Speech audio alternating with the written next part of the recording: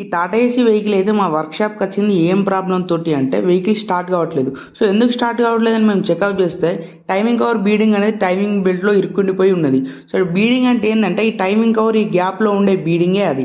So అది timing బెల్ట్లో ఇరుక్కుండిపోయి timing out అయిపోయి vehicle అయితే స్టార్ట్ కాలేదు. చూసిరు కదా ఎలా మార్క్స్ పడేవి బీడింగ్కి. సో ఈ బీడింగ్ తీసి అయితే పక్కకు పడేసేసిన. సో ఈ పనిలో పని టైమింగ్ బెల్ట్ కూడా చేంజ్ చేసేస్తున్నా ఎందుకన్నా మంచిదని చెప్పేసి. సో కొత్త టైమింగ్ బెల్ట్ అయితే వెహికల్కి అయితే ఫిట్ అయితే చేస్తున్నా. ఒక వెహికల్ రేడియేటర్ ఎలా ఉందో చూడడానికి షో ప్యానల్ ఇప్పినాం. ఈ పాము కూసం అయితే కనిపించింది మాకు. సో మా సైడ్ పాము కూసం అని పిలుస్తాం, మీ సైడ్ ఏమని పిలుస్తారో కామెంట్ బాక్స్లో కామెంట్ చేయండి. సో ఇది కనిపించిన తర్వాత కొద్దిగా భయం వేసింది, అయినప్పుడు కూడా కొద్దిగా ధైర్యంతో పని అయితే ఇంకా చేస్తూనే ఉన్నాం వెహికల్కి. సో ఈ సంగతి ఇట్లుంటే మా వర్క్షాప్ ముందు ఈ చిన్న పక్షి అయితే పడిపోయి ఉండే. సో కొన ప్రాణంతో కొట్టుమిట్టాడుతుంది. దీన్ని కాపాడడానికి మాకు తెలిసింది ఎంతో మా ప్రయత్నం అయితే మేము చేసినాం. సో దీనికి వాటర్ కూడా తాగిపిచ్చేసినాం. సో అయినప్పుడు కూడా లాభం లేకుండా పోయింది. ఈ చిన్న పక్షి అయితే చనిపోవడం అయితే జరిగింది.